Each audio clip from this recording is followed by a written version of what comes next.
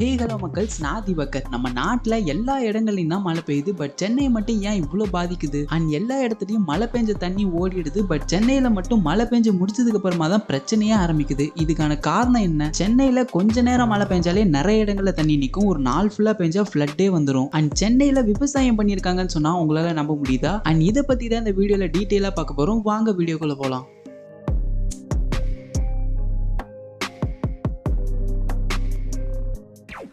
சென்னையில் 2015க்கு அப்புறமா திரும்பவும் இந்த நவம்பரில் ஒரே நேரத்தில் அதிக மழை பெஞ்சிருக்கு. கிட்டத்தட்ட 10 மணி நேரத்தில் 14 சென்டிமீட்டர். சென்னையில் இப்போ 2021 அண்ட் 2015 வந்த ஃப்ளட்டு மாதிரி 1901லையும் அந்த அளவுக்கு மழை பெஞ்சிருக்கு. அதாவது 1901 பெஞ்ச மழையோட அளவு 261 மில்லிமீட்டர் அண்ட் 2015 ஃப்ளட்டு வந்தப்ப பெஞ்ச மழையோட அளவு 272 மில்லிமீட்டர். அண்ட் இப்போ 2021 இந்த நவம்பரில் பெஞ்ச மழையோட அளவு 215 மில்லிமீட்டர். பட் இதில் கவனிக்க விஷயம் என்னன்னா 1901ல அவ்வளவு மழை பெஞ்சும் எந்த ஒரு பாதிப்பையும் ஏற்படுத்தல. பட் இப்ப ஏன் இவ்வளவு பாதிப்பை ஏற்படுத்துது? அதுக்கான காரணம் என்ன? வாங்க பார்க்கலாம்.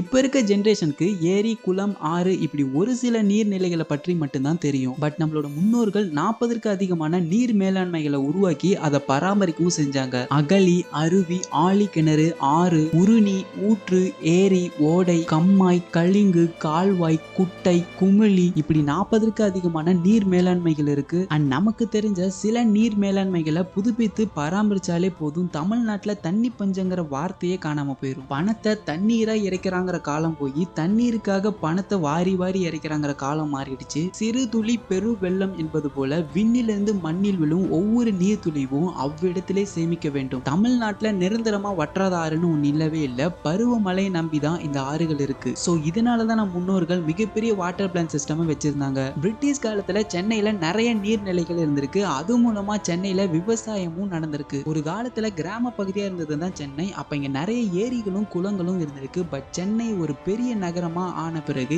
ஏரிகள் பட்டா போடப்படுது. 1893ல கிடைக்கிற மேப்பை பாத்தீங்கன்னா அடையாருக்கும் கூவத்திற்கும் இடையே நிறைய நீர்நிலைகள் இருக்கிறத நம்மளால பார்க்க முடியும். பெரம்பூர், பெரவல்லூர், மேடவாக்கம், சேத்துப்பட்டு, நுங்கம்பாக்கம், மயிலாப்பூர், மாம்பலம் இந்த இடங்கள்ல இருந்த வாட்டர் டேங்க்ஸ் அதாவது நீர்நிலைகள் இப்ப இல்ல, காணாம போயிடுச்சு. இதுக்கு காரணம் 1923ல நீர்நிலைகள் எல்லாம் ஆக்கிரமிச்சு அங்க வீடு கட்டுற ஸ்கீமை கொண்டு வந்தாங்க. அப்பதான் மாம்பலம் ஹவுசிங் ஸ்கீம்ல 1600 ஏக்கர்ல வீடுகள் முதல்ல கட்டப்படுது. அண்ட் அப்போதான் தியாகராஜ நகர் அதாவது டி நகர் உருவாகுது. அண்ட் 1925ல ஏரியா இருந்த பகுதியில தான் 54 ஏக்கர்ல லொயலா காலேஜ் கட்டப்பட்டது. 1974ல வள்ளுவர் கோட்டம் ஆக்கிரமிச்சாச்சு. ஆதம்பாக்கம் ஏரி மெட்ரோ ப்ராஜெக்ட்காக ஆக்கிரமிச்சாச்சு. அடிப்பாக்கம் ஏரியில குப்பையை கொட்டி நிரப்பியாச்சு. புழுதிவாக்கம் ஏரி ஒரு பெரிய நீர்த்தேக்கம் கொண்ட ஏரி. அந்த ஏரியில அரிய வகை பறவைகள்லாம் வந்துட்டு போகும். பட் இப்ப அது ஹவுசிங் போர்டா மாறிடுச்சு. மதுரவாயல் ஏரி 120 ஏக்கர் இருந்தது. இப்ப 25 ஏக்கர் தான் இருக்கு. விருகம்பாக்கம் கால்வாய் 6.5 கிலோமீட்டர் நுங்கம்பாக்கம் வரைக்கும் இருந்துச்சு. இப்ப 4.5 கிலோமீட்டர் தான் இருக்கு. வேளச்சேரி பத்தி சொல்லவே தேவையில்ல. வேளச்சேரி முழுக்க ஏரியா தான் இருந்துச்சு. இந்த போட்டோவை பார்த்தாலே உங்களுக்கு தெரிஞ்சிருக்கும். 1980ல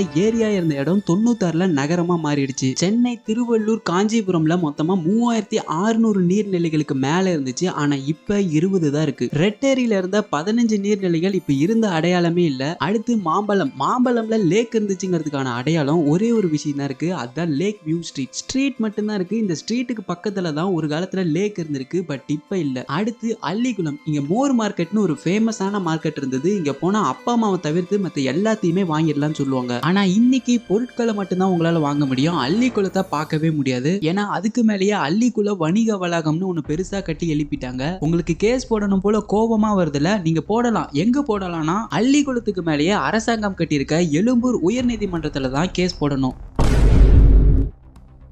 ஒரு நதி நல்லா இருந்தா அந்த நாடு நல்லா இருக்குன்னு பல இலக்கியங்கள்ல சொல்லியிருக்கு. பல நாட்டோட வரலாறு அதை உறுதிப்படுத்திருக்கு. அண்ட் அப்படி நம்ம சென்னையில இருக்க நதிகள்னு பாத்தீங்கன்னா கொசஸ்தலை, கூவம், அடையாறு இப்படி நிறைய நதிகள் இருக்கு. அடையாரோட நீர்பிடிப்பு பகுதின்னு பாத்தீங்கன்னா 1142 சதுர கிலோமீட்டர். அண்ட் அதனோட வழித்தடம் கடல்ல கலக்கரை வரைக்கும். அதனோட பயணம்னு பாத்தீங்கன்னா 42 கிலோமீட்டர். இப்படி ஒரு காலத்துல சென்னையோட தாகத்தை தீர்த்து கொண்டிருந்த அடையாறு இன்னைக்கு அழிவோட விளிம்புல இருக்கு. ஒரு பக்கம் அடையார் முழுக்க கழிவு நீர் கலந்து சுரண்டப்பட்டு இருக்கு. இன்னொரு பக்கம் அடையாறு ஆரம்பிக்கிற இடத்துல கல்குவாரி ஆக்கிரமிப்பால குடிநீர் அப்படிங்கிற ஒண்ணு இல்லாமே போச்சு. சரி, சென்னைக்குள்ள மொத்தம் எத்தனை ஏரி தான் இருந்துச்சுன்னு பாத்தீங்கன்னா 1906 கணக்குப்படி சென்னைக்குள்ள மட்டும் 474 ஏரிகள் இருந்துச்சு. சென்னையோட புறநகரை சுத்தி 696 ஏரிகள் இருந்துச்சு. அண்ட் 2008 எடுத்த கணக்குப்படி 27 ஏரிகள் தான் மீதி இருக்கிறதா சொல்றாங்க. What a pity Madras city. தமிழ்நாட்டில் இருக்க நிறைய மக்கள் பிழைப்பு தேடி சென்னை நோக்கி தான் வராங்க. சென்னையில அளவுக்கு அதிகமாவே பாப்புலேஷன் ஏறிட்டு போகுது. சோ ஏரியில போய் தான் வீடு கட்டணும், வேற வழியே இல்லைன்னு யோசிக்க தோணுது. இப்படியே போனா சென்னையோட நிலைமை என்ன ஆகுது? இதுக்கு சொல்யூஷனே இல்லையா அப்படின்னு கேட்டீங்கன்னா, சென்ட்ரலைஸ்டா இருக்கிறத டீசென்ட்ரலைஸ்டா ஆக்கணும்னா மத்த சிட்டிஸ்லயும் ஈக்குவல் பாப்புலேஷன் இருக்கும். அதாவது தமிழ்நாட்டில் கிட்டத்தட்ட 78 மில்லியன் மக்களுக்கு மேல இருக்காங்க.